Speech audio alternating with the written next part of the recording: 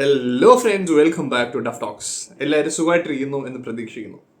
അപ്പം നമ്മൾ ഇന്ന് നോക്കാൻ പോകുന്നത് ബാഹുൽ രമേഷ് കഥ തിരക്കഥ എഴുതി അഹമ്മദ് കബീർ ഡയറക്റ്റ് ചെയ്ത ഈ വർഷം, അതായത് 2025 ജൂൺ 20 ജിയോ ഹോട്ട്സ്റ്റാറിൽ റിലീസ് ചെയ്ത ഒരു വെബ് സീരീസിനെ കുറിച്ചാണ്. വെബ് സീരീസിന്റെ പേരാണ് Kerala crime files season 2023 release ചെയ്ത Kerala crime files season 1 second സീസണാണ് ഇപ്പോൾ റിലീസ് ചെയ്തേക്കുന്നത്.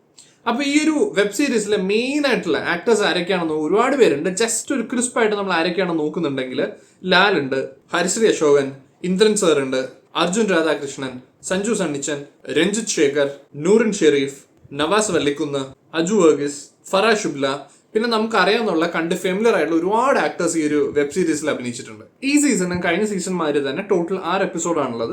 ഓരോ എപ്പിസോഡ്, അതായത് 1 തൊട്ട് 5 എപ്പിസോഡ് വരെ 25 to 30 മിനിറ്റ്സ് ഒരു ഡ്യൂറേഷനിലാണ് വരുന്നത്. ഫൈനൽ എപ്പിസോഡ് വന്നിട്ട് ഒരു 44-45 മിനിറ്റ്സ് ആ ഒരു ഡ്യൂറേഷനിലാണ്. ടോട്ടൽ നമ്മൾ ബിഞ്ച് വാച്ച് ചെയ്യുന്നുണ്ടെങ്കിൽ ഓൾമോസ്റ്റ് ഒരു 3-3.25 മണിക്കൂറിൽ കണ്ടു തീർക്കാവുന്ന ഒരു വെബ് സീരീസ്. അപ്പോൾ ഈ വെബ് സീരീസ് എങ്ങനെ തുടങ്ങുന്നു എന്ന് വെച്ച് കഴിഞ്ഞാൽ SI നോബിൾ, അതായത് അർജുൻ രാധാകൃഷ്ണൻ ചെയ്യുന്ന ക്യാരക്ടറിന്റെ പേരാണ് SI നോബിൾ. SI നോബിൾ ആദ്യമായിട്ട് ലോക്കലിലോട്ട് ട്രാൻസ്ഫർ കിട്ടുകയാണ്. അതും ട്രിവാൻഡ്രത്തോട്ടാണ് കിട്ടുന്നത്. അപ്പോൾ ട്രിവാൻഡ്രത്തുള്ള ഈ SI നോബിളിന് കിട്ടുന്ന ഒരു സ്റ്റേഷനിൽ ഒരുപാട് പോലീസുകാരെ സസ്പെൻഡ് ചെയ്തിട്ടുണ്ട്. കറപ്ഷൻ ഇൻ ദ സെൻസ് കൈക്കൂലി മേടിച്ചു എന്നൊരു പേരിൽ ഒരുപാട് പേരെ സസ്പെൻഡ് ചെയ്തിട്ടുണ്ട്. അതിലൊന്നാണ് ഇന്ദ്രൻ സാർ ചെയ്യുന്ന അംബ്ലി രാജു എന്ന് പറയുന്ന ഒരു ക്യാരക്ടർ. അപ്പൊ SI നോബിൾ ഇവിടെ ജോയിൻ ചെയ്യുന്നുണ്ട്. അപ്പോഴാണ് അറിയുന്നത് ഈ ഇന്ദ്രൻ സാർ ചെയ്യുന്ന അംബ്ലി രാജു എന്ന് പറയുന്ന ഒരു ക്യാരക്ടർ മിസ്സിംഗ് ആണ്. അപ്പൊ സ്റ്റാർട്ടിങ്ങിൽ ഇവർ എന്താ വിചാരിക്കാന്ന് പറഞ്ഞാൽ ഈ ഒരു സസ്പെൻഷൻ ഓർഡർ കയ്യിൽ കിട്ടാതിരിക്കാൻ വേണ്ടിയിട്ട് നൈസായിട്ട് സ്കൂട്ടായി നിൽക്കുന്നു എന്നാണ് വിചാരിക്കുന്നത്. പിന്നെയാണ് മനസ്സിലാവുന്ന അല്ല, ഇതൊരു മാൻ മിസ്സിംഗ്, ഒരു സോളിഡ് മാൻ മിസ്സിംഗ് ആണ് എന്നൊരു രീതിയിൽ അവർ എത്തുകയാണ് ചെയ്യുന്നത്. അത് കഴിഞ്ഞിട്ട് അംബ്ലി സാർ, അതായത് അംബ്ലി രാജു, അതായത് ഇന്ദ്രൻ സാറിന്റെ ഒരു ക്യാരക്ടറിന് എന്ത് പറ്റി എന്നുള്ള ഇൻവെസ്റ്റിഗേഷനിലോട്ട് അർജുൻ രാധാകൃഷ്ണന്റെ SI നോബിൾ എന്ന് പറഞ്ഞ ഒരു ക്യാരക്ടർ ഇറങ്ങുകയാണ്. ഇവിടെയാണ് ഈ ഒരു കഥയുടെ തുടക്കം എന്ന് പറയുന്നത്. ഇതിന് ജസ്റ്റ് മുമ്പായിട്ട് ഒരിക്കലും ഒരു പ്രോപ്പർ ലീനിയർ കൈൻഡ് ഓഫ് ഒരു വെബ് സീരീസ് അല്ല. ഒരുപാട് ഇൻസിഡൻസും കുറേ സ്ഥലങ്ങളൊക്കെ ഒരുമിച്ച് ജോയിൻ ചെയ്ത് നോൺ ലീനിയർ ഒരു ഫോർമാറ്റിലാണ് അവർ പ്രസന്റ് ചെയ്തേക്കുന്നത്. വളരെ ഇൻട്രസ്റ്റിംഗ് ആയിട്ട് നമുക്കൊരു ആകാംക്ഷ കൊണ്ടുവരാനായിട്ട് അവർക്ക് പറ്റിയിട്ടുണ്ട് എന്നുള്ളതാണ്. ഈ ഒരു രീതിയിലായതുകൊണ്ട് തന്നെ അതിൽ നമുക്ക് ചിലയിടത്ത് ക്ലാരിറ്റി വേണ്ട സ്ഥലത്ത് പ്രോപ്പർ ക്ലാരിറ്റി നമുക്ക് കിട്ടുന്നുണ്ട്. അതുപോലെ തന്നെ നമുക്ക്, അതായത് കണ്ടുകൊണ്ടിരിക്കുന്ന ഒരാൾക്ക് കൺഫ്യൂഷൻസ് ക്രിയേറ്റ് ചെയ്യണം എന്ന് ഉറപ്പുവരുത്തി എന്ന രീതിയിൽ അവർ എടുത്ത് കൊണ്ടുവന്ന് വെച്ചേക്കുന്ന സീൻസ് നമുക്ക് അതുപോലെ കൺഫ്യൂഷൻസും തരുന്നുണ്ട്. ആ ഒരു ക്യാരക്ടർ ഭയങ്കരമായിട്ട് അവർ സക്സസ്ഫുൾ ആയിട്ടുണ്ടെന്ന് പറയാം. അതുപോലെ എടുത്ത് പറയേണ്ടതാണ് ഇതിൻ്റെ sound mixing. Oh my god, too good. സ്റ്റാർട്ടിങ്ങിൽ തൊട്ട് തന്നെ നമ്മളിത് കണ്ടു തുടങ്ങുമ്പോൾ തന്നെ നമുക്ക് ഈ ഒരു പ്രൊഡക്ഷന്റെ ക്വാളിറ്റി നമുക്ക് മനസ്സിലാവുന്നതാണ്. സീസൺ 1 ഗംഭീരമായിരുന്നു. അതുപോലെ തന്നെയാണ് സീസൺ 2. സ്റ്റാർട്ടിങ്ങിൽ തന്നെ ഇന്ദ്രൻ സാറിന്റെ ഒരു ഇൻട്രോ ഉണ്ട്, ഒരു ബസ്സിലുള്ള ഒരു സീനാണ്. ആ ഒരു സീനാണെങ്കിൽ ശരി, അവിടെ തൊട്ട് നമ്മൾ ഈ ഒരു വെബ് സീരീസിന്റെ പ്രത്യേകത അതാണ്. ഇതിന്റെ സൗണ്ടിങ് ആണെങ്കിലും ശരി, ഇതിന്റെ ബീജം എന്നൊക്കെ പറയുന്ന ഞാൻ ഇതുവരെ കേട്ടിട്ടുള്ളതിൽ വെച്ച് വൺ ഓഫ് ദി ബെസ്റ്റ് അല്ലെങ്കിൽ ദി ബെസ്റ്റ് എന്ന് പറയാൻ പറ്റുന്ന ഒരു ക്വാളിറ്റി നമുക്ക് ഇതിന്റെ മ്യൂസിക്കിൽ കിട്ടും എന്നുള്ളതാണ്. ഹിഷാമാണ് ഇതിന്റെ മ്യൂസിക് ഇതിനെ ഗംഭീരമായിട്ട് ചെയ്തിട്ടുണ്ട്. പുള്ളിക്കാരന്റെ വോയിസും നമുക്ക് ഈ ഒരു വെബ് സീരീസിൽ കേൾക്കാൻ പറ്റും. അത് കേട്ടപ്പോൾ എനിക്ക് മനസ്സിലായി ഹിഷാമിന്റെ ആയിരിക്കും ഇതൊരു മ്യൂസിക് എന്ന് എനിക്കൊരു തോന്നലുണ്ടായിരുന്നു, ഒരു ഇൻസ്റ്റിങ്ക്ട്, ഒരു പരിപാടി തോന്നിയിട്ടുണ്ടായിരുന്നു. സെർച്ച് ചെയ്തപ്പോൾ എക്സാക്ട്ലി ഹിഷാം തന്നെയാണ് അതിന്റെ മ്യൂസിക് ചെയ്തതെന്ന് പറഞ്ഞപ്പോൾ ഒത്തിരി സന്തോഷം. ഗംഭീരമായ ഒരു ഔട്ട്പുട്ട് കൊണ്ടുവന്നിട്ടുണ്ട് എന്നുള്ളതാണ്. എസ്പെഷ്യലി ക്ലൈമാക്സിലോട്ടൊക്കെ എത്തുമ്പോഴത്തേനും അവിടെ ഒരു ഭയങ്കര ഇമോഷണൽ ആയിട്ടുള്ള കുറച്ച് സീൻസും കുറേ കാര്യങ്ങളും കുറേ സംഭവങ്ങളുണ്ട്. ഇത് എല്ലാത്തിനും like from the beginning to the end BGM കൊടുക്കുന്ന ഒരു അപ്ലിഫ്റ്റിംഗ് ഒരു പരിപാടി. ഫോർ ഷുവർ ഇതിന്റെ സ്ക്രിപ്റ്റും ബാക്കി കാര്യങ്ങളും സ്ക്രീൻ പ്ലേ ആണെങ്കിലും ഇതിന്റെ ആക്ടിങ് ആണെങ്കിലും ഓരോ ക്യാരക്ടേഴ്സിന്റെ ഒരു ഡെഫിനിഷൻ ഉണ്ട്. ഒരു ബേസ് ലൈൻ ബിഹേവിയർ എന്ന് പറയുന്ന സാധനം തൊട്ട് മേക്ക് ബിലീഫ് എന്ന് പറയുന്ന സാധനം ഗംഭീരമായിട്ട് വന്നിട്ടുണ്ട്. നമുക്ക് ഓരോ ആൾക്കാരെയും, ഓരോ ക്യാരക്ടേഴ്സ്, ഈവൻ ഒരു ഡയലോഗ് പോലും ഇല്ലാത്ത പോലും അങ്ങനത്തെ ക്യാരക്ടേഴ്സ് ഉണ്ടെന്ന് പറയാം. പ്രോപ്പറായിട്ട് നമുക്കൊരു ക്യാരക്ടറാണ്, ഒരു റിയൽ ലൈഫിൽ ഉള്ള ഒരാളാണെന്ന് തോന്നുന്ന രീതിയിൽ ഓരോ ആൾക്കാരും അത് അഭിനയിച്ച് വെച്ചിട്ടുണ്ട്. അത് ഗംഭീരമായിട്ട് അവർക്ക് ഡെലിവർ ചെയ്യാൻ വേണ്ടിയിട്ട് ഒരു ബാക്ക്ഗ്രൗണ്ട് എന്ന് പറയുന്ന സാധനം, ഒരു ബാക്ക്ഗ്രൗണ്ട് മ്യൂസിക് എന്ന് പറയുന്ന സാധനം ഭയങ്കരമായിട്ട് ഹെൽപ്പ് ചെയ്തിട്ടുണ്ട്. അത് ഗംഭീരമായിട്ട് ഹിഷാം അത് ചെയ്തിട്ടുമുണ്ട്. നമുക്കത് ഫീൽ ചെയ്യാൻ പറ്റും എന്നുള്ളതാണ്. അതുമാതിരി തന്നെയാണ് ഇതിൻ്റെ സൗണ്ട് മിക്സിങ് തന്നെ ഗംഭീരമാണ്. സ്റ്റാർട്ടിങ്ങിൽ ഒരു ഡോഗിൻ്റെ ഒരു പരിപാടിയൊക്കെ ഉണ്ട്. ഒരു പാർട്ടാണ് ഡോഗ് ഈ ഒരു വെബ് സീരീസിൽ എന്ന് വേണമെങ്കിൽ പറയാം. അപ്പോൾ ഒരു ഡോഗിന്റെ തന്നെ ആ ഒരു ഡോഗിന്റെ സൗണ്ട് ആണെങ്കിലും ശരി, അല്ലെങ്കിൽ അതിന്റെ ഒരു മുറച്ച എന്തോ പറയുന്ന സംഭവം ഉണ്ടല്ലോ, ഒരു സംഭവം ആണെങ്കിലും ശരി, ഒരു പ്രസൻസ് നമുക്ക് തോന്നും. ഒരു ഡോഗ് ഉണ്ടെങ്കിൽ അതിന്റെ ഒരു പ്രസൻസ് നമുക്ക് ഫീൽ ചെയ്യും. അതുപോലെ തന്നെ ബാക്കിയുള്ള ഒരുപാട് കാര്യങ്ങൾക്ക് ഗംഭീരമായിട്ട് അവർ സൗണ്ട് മിക്സിങ് ചെയ്തിട്ടുണ്ട്. ഈ ഒരു വെബ് സീരീസ് ഓൾമോസ്റ്റ് എല്ലാം ഗംഭീരമായിരുന്നു എന്നുള്ളതാണ്. റൈറ്റ് ഫ്രം ദി ബിഗിനിങ് നമ്മൾ കാണുമ്പോൾ ഒരു സിനിമാറ്റോഗ്രഫി, ഒരു പോയിന്റ് ഓഫ് വ്യൂ ആണെങ്കിലും ശരി, സ്ക്രിപ്റ്റ് ആണെങ്കിലും ശരി, സ്ക്രീൻ പ്ലേ ആണെങ്കിലും ശരി, ഈ ഒരു കഥ ഡെവലപ്പ് ചെയ്യുന്ന ഒരു രീതിയുണ്ട്. അത് ഡെവലപ്പ് ചെയ്യാൻ വേണ്ടി ഡെവലപ്പ് ചെയ്യുന്നു എന്നുള്ളതല്ല, നമ്മൾ ഓരോ കെട്ടുചൂരിൽ അഴിഞ്ഞു വരുന്നു എന്ന് പറയുന്ന ആ ഒരു ഫീല് നമുക്ക് കിട്ടും. ഇതിൽ ഏറ്റവും വലിയ ഫസ്റ്റ് സീസണിൽ ഉണ്ടായിരുന്ന സെയിം സംഭവമാണ് ക്ലിഫ് ഹാങ്ങർ. അതായത് ഒരു എപ്പിസോഡ് തീരുമ്പോഴത്തേന് അടുത്ത എപ്പിസോഡ് എന്താകും എന്നൊരു ആകാംക്ഷ ക്രിയേറ്റ് ചെയ്യുന്ന ഒരു ഇവന്റ്, ഒരു സീൻ അവിടെ കൊണ്ടായിരിക്കും നിർത്തുന്നത്. സെയിം പരിപാടി തന്നെയാണ് ഇതിലും എല്ലാ എപ്പിസോഡ്സിന്റെ ലാസ്റ്റ് ഒരു ക്ലിഫ് ഹാങ്ങർ ഒരു പരിപാടി കൊടുക്കുന്നുണ്ട്. അത് ചുമ്മാ ഒരു ക്ലിഫ് ഹാങ്ങർ എന്നുള്ള ഒരു പരിപാടിയല്ല, നമുക്ക് ഫീൽ ചെയ്യും ഇനി എന്തായിരിക്കും എന്നൊരു ആകാംക്ഷ പ്രോപ്പർലി ക്രിയേറ്റ് ചെയ്യാനായിട്ട് പറ്റുന്നുണ്ട്. ബിഞ്ച് വാച്ചാണ് ഞാൻ ചെയ്തത്, അല്ലാതെ സ്റ്റോപ്പ് ചെയ്യാൻ പറ്റുമെന്ന് എനിക്ക് തോന്നുന്നില്ല. ഞാൻ ഇനിഷ്യലി മേ ബി 2 എപ്പിസോഡോ 3 എപ്പിസോഡോ കണ്ടിട്ട് ബാക്കി പിന്നെ കാണാം എന്നൊരു തോട്ടിലാണ് ഇരുന്നത്. പക്ഷെ എനിക്കത് പറ്റിയില്ല.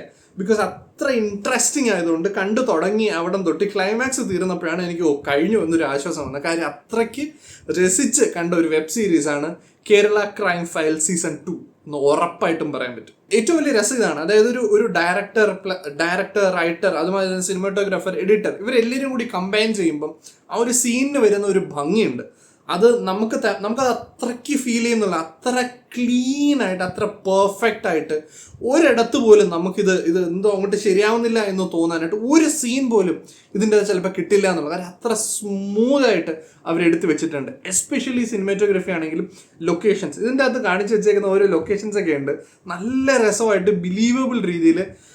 അതിൻ്റെ കൂടെ ഈ സൗണ്ടിങ്ങിൻ്റെ ഇമ്പോർട്ടൻസ് ഞാൻ പിന്നെ എടുത്തു പറയണതിൻ്റെ കാര്യം ഇതാണ്. നമ്മൾ ഒരു സീൻ കാണുമ്പോൾ നമുക്ക് അത്രയ്ക്ക് നമ്മളവിടെ പ്രസൻ്റ്ലി നമ്മൾ ആ സ്ഥലത്തുണ്ട് എന്നൊരു ഫീൽ കൊണ്ടുവരാനായിട്ട് ഈ സൗണ്ടിങ് എന്ന് പറയുന്ന സാധനം ഭയങ്കരമായിട്ട് ഹെൽപ്പ് ചെയ്തിട്ടുണ്ട്. അതുപോലെ തന്നെ കളറിങ് ഒക്കെ തന്നെ നല്ല രസമാണ്. ഓരോ സ്ഥലങ്ങളിലും ഓരോ ലാൻഡ്സ്കേപ്പിന് ഒരുപാട് ലാൻഡ്സ്കേപ്സ് ഒന്നുമില്ല, എന്നാലും ഉള്ളതിൽ അവർ എന്താണോ വേണ്ടത് അത് പ്രോപ്പറായിട്ട് ഡെലിവർ ചെയ്യാൻ നമുക്ക് അത്രയ്ക്ക് ക്ലീൻ ആയിട്ട് നമുക്കത് എൻജോയ് ചെയ്യാനുള്ള ഒരു ഫെസിലിറ്റേഷൻ അവർ ചെയ്തിട്ടുണ്ട് എന്നുള്ളതാണ്. ഈ ഒരു വെബ് സീരീസിൽ എല്ലാവരും ഗംഭീരമായിട്ട് അഭിനയിച്ചിട്ടുണ്ട് എന്നുള്ളതാണ്. അതായത് ഇപ്പം നോബിളിന്റെ ക്യാരക്ടർ ചെയ്ത അർജുൻ രാധാകൃഷ്ണൻ ആണെങ്കിലും ശരി, ഇന്ദ്രൻ സാർ ആണെങ്കിലും ശരി, ഹരിശ്രീ അശോകൻ സാർ ചെയ്ത അയ്യപ്പൻ എന്ന് പറയുന്ന ഒരു ക്യാരക്ടർ ആണെങ്കിലും ശരി, ലാൽ സാറ്, അതുപോലെ തന്നെ അജു വർഗീസ്, ഇതിൻ്റെ അകത്തുള്ള എല്ലാവരും, ഞാൻ ഓരോരുത്തരുടെ പേരായിട്ട് എടുത്തു പറയുന്നില്ല, ഈ ഒരു വെബ് സീരീസിൽ ആരൊക്കെ അഭിനയിച്ചിട്ടുണ്ടോ, ചെറിയൊരു റോളാണെങ്കിലും വലിയൊരു റോളാണെങ്കിലും എല്ലാവരും ഗംഭീരമായിട്ട്. അതുപോലെ തന്നെ ഇതിൻ്റെ അത് പോലീസ് ഓഫീസേഴ്സ് ആയിട്ട് ഒരുപാട് പേര് അഭിനയിച്ചിട്ടുണ്ട്. എല്ലാവരും എടുത്തു പറയാനായിട്ട് അങ്ങനെയില്ല, എല്ലാവരും ഗംഭീരമായിട്ട്.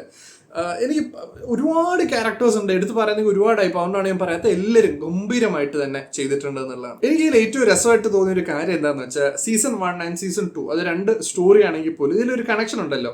ഓൾമോസ്റ്റ് എല്ലാവരും എന്ന് പറഞ്ഞാൽ എന്നാലും കുറച്ച് സെയിം ക്യാരക്ടേഴ്സ് വരുന്നുണ്ട്, സെയിം ആൾക്കാരാണ് വരുന്നത്, അവരുടെ സിറ്റുവേഷൻസും ബാക്കി കാര്യങ്ങളൊക്കെ മാറിയിട്ടുണ്ട്. അപ്പോൾ നമുക്ക് ഇത് ഫസ്റ്റ് കണ്ടിട്ട് സെക്കൻഡ് കാണാൻ നമുക്ക് കുറച്ചും കൂടി ഒരു രസമായിട്ട് തോന്നും. കാര്യം ഓരോ ക്യാരക്ടേഴ്സ് ഡെവലപ്പ് ചെയ്യുന്ന രീതി, കഴിഞ്ഞ സീസണിൽ നമ്മൾ കണ്ട ഒരാളുടെ ഒരു ക്യാരക്ടർ ആയിരിക്കില്ല ഇതിൽ, അയാളുടെ ഒരു ഡെവലപ്മെന്റ് ഉണ്ട്. അയാളുടെ ഒരു പോസ്റ്റ് കൂടുമ്പോഴോ അല്ലെങ്കിൽ ജീവിത സാഹചര്യങ്ങൾ മാറുമ്പോൾ അയാൾക്ക് വരുന്ന മാറ്റങ്ങളും കാര്യങ്ങളൊക്കെ നമുക്ക് ഈ ഒരു വെബ് സീരീസിൽ കാണാൻ പറ്റും. അത് നമ്മൾ ഫസ്റ്റ് കണ്ടിട്ട് സെക്കൻഡ് ആണ് നമുക്ക് കുറച്ചും കൂടി രസമായിട്ട് തോന്നും എന്നുള്ളതാണ്. അതുപോലെ തന്നെ ഇതിന്റെ ക്ലൈമാക്സിൽ എത്തുമ്പോഴത്തേന്, ഓൾമോസ്റ്റ് ക്ലൈമാക്സ് ആ ഒരു ലാസ്റ്റ് എത്തുമ്പോഴത്തേന് ടെയിൽ എൻഡ് ജസ്റ്റ് മുമ്പായിട്ട് ഒരു ക്യാരക്ടർ വരുന്നുണ്ട് സീസൺ 1-ന്റെ. അതൊരു അടിപൊളി സാധനമാണ്, ഒരു ക്യാമിയോ എന്നൊക്കെ വേണമെങ്കിൽ വിളിക്കാം.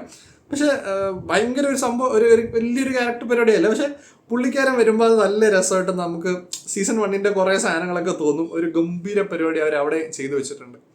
എനിക്കിതിൽ അത്രയ്ക്ക് ഇഷ്ടപ്പെടാത്ത ഒറ്റ കാര്യമുള്ളൂ, അതായത് ഇതിൻ്റെ യൂഷ്വലി ഇങ്ങനെയുള്ള ഒരു ക്രൈം ത്രില്ലർ കൈൻഡ് ഓഫ് ഒരു വെബ് സീരീസ് ആണെങ്കിലും മൂവി ആണെങ്കിലും അത് തീരുമ്പോഴത്തേനും ഒരു റാപ്പപ്പ് ഒരു പരിപാടിയുണ്ട്. അതായത് എന്താണ് സംഭവിച്ചത് എന്നുള്ള ഒരാളോട് സംസാരിക്കുന്ന പോലെ ഒരു പരിപാടി വെച്ചിട്ട് നമുക്ക് ഇങ്ങനെ കാണിച്ചു തരും, ഇങ്ങനെ കറങ്ങി വന്നു എന്നൊരു പരിപാടി മിക്കയിടത്തും വരാറുണ്ട്.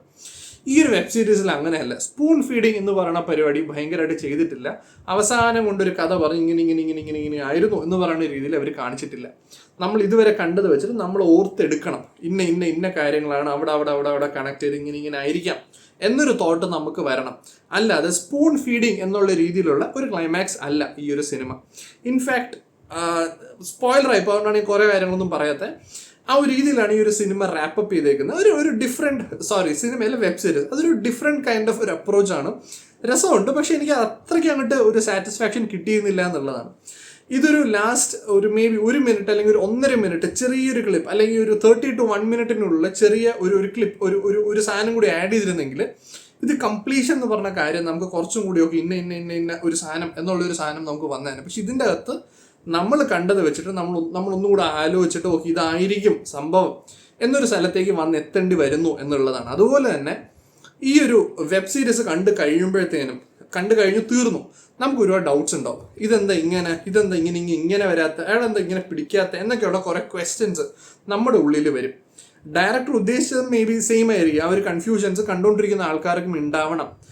ഒരു ഫിൽ ചെയ്യാനുള്ള ഒരു പോർഷൻ ഉണ്ട്, കുറേ പോർഷൻസ് ഉണ്ട്. അത് നമുക്ക് ഇഷ്ടമുള്ളത് നമുക്ക് സങ്കല്പിക്കാം, ഇങ്ങനെ ആയിരിക്കാം അല്ലെങ്കിൽ വേറെ രീതിയിലായിരിക്കാം എന്നൊക്കെ നമുക്ക് സങ്കല്പിക്കാനുള്ളൊരു ഓപ്ഷൻ, ഒരു ചോയ്സ് അവിടെ ഇട്ടിട്ടാണ് ഈ ഡയറക്ടർ ഈ ഒരു വെബ് സീരീസ് ക്ലോസ് ചെയ്തേക്കുന്നത്. അത് രസമുണ്ടോ എന്ന് ചോദിച്ചാൽ ഒരു ഡിഫറെൻറ്റ് പരിപാടിയാണ്. പക്ഷെ മറ്റൊരു രീതിയിൽ ഒരു പ്രോപ്പർ റാപ്പ് കിട്ടിയിരുന്നെങ്കിൽ ഞാൻ കുറച്ചും കൂടി മേ ബി സാറ്റിസ്ഫൈഡ് ആയേനെ എന്ന് തോന്നുന്നു. അതുപോലെ തന്നെ ഇതിൻ്റെ ഒരു മെയിൻ ക്യാരക്ടർ ഉണ്ട്. അതാരെന്ന് ഞാൻ പറയുന്നത്, ആണാണോ പെണ്ണാണോ പ്രായമുള്ള ഒരാളാണോ കൊച്ചുകുട്ടിയാണോ അതൊന്നും ഞാൻ പറയുന്നില്ല. ഗംഭീരമായിട്ടുള്ള ഒരു പെർഫോമൻസ് ഞാൻ എക്സ്പെക്ട് ചെയ്തില്ല. ആ ഒരു ക്യാരക്ടർ അല്ലെങ്കിൽ ഒരു ആൾ, ആണാണോ പെണ്ണാണോ ഒന്നും പറയില്ല, ആ ഒരു ആൾ ഇങ്ങനത്തെ ഒരു പരിപാടി ചെയ്യും എന്നുള്ള രീതിയിൽ ഈവൻ ആ ഒരു സീനാണെങ്കിൽ ഏറ്റവും കൂടുതൽ സീൻ എലിവേറ്റ് ചെയ്ത് അതിൻ്റെ ബീജിയം തന്നെയാണ്. Script, direction, everything was super. അതിൻ്റെ കൂടെ ബീജിയമിൻ്റെ ഈ ഒരു എലിവേഷൻ കൂടെ വന്നപ്പോൾ it was on the next level. ഇതിൻ്റെ അകത്ത് അഭിനയിച്ചിട്ടുള്ള എല്ലാവരും ഗംഭീരമായിട്ടുണ്ട്. അതുപോലെ തന്നെ കുറച്ച് ഡോഗ്സിൻ്റെ ഒരു പരിപാടിയുണ്ട്, അതുപോലെ തന്നെ കുറച്ച് പ്രായമുള്ള ആൾക്കാരുടെ ചെറിയ സാധനങ്ങളുണ്ട്, അതുപോലെ തന്നെ കുട്ടികളുടെ ചെറിയ സീൻസ് ഉണ്ട്. എല്ലാവരും ഗംഭീരമായിട്ട് തന്നെ അഭിനയിച്ചിട്ടുണ്ട്. ഈ സിനിമയിൽ ആർട്ട് ഡിപ്പാർട്ട്മെന്റ് ഗംഭീരമായിട്ട് വർക്ക് ചെയ്തിട്ടുണ്ട് എന്നുള്ളതാണ് കാര്യം. അറ്റൻഷൻ ടു ഡീറ്റെയിൽ എന്ന് പറയുന്ന സാധനം, അത് നമ്മൾ വിഷ്വലുള്ള ആർട്ട് ആണെങ്കിലും ശരി, ഡയലോഗിന്റെ ആണെങ്കിലും ശരി, എങ്ങനെയൊക്കെ നോക്കുന്നുണ്ടെങ്കിൽ അറ്റൻഷൻ ടു ഡീറ്റെയിൽ എന്ന് പറയുന്ന സാധനം ഭയങ്കരമായിട്ട് അവർ ഇമ്പോർട്ടൻസ് കൊടുത്തിട്ട് ചെയ്തിട്ടുണ്ട് എന്നുള്ളതാണ്.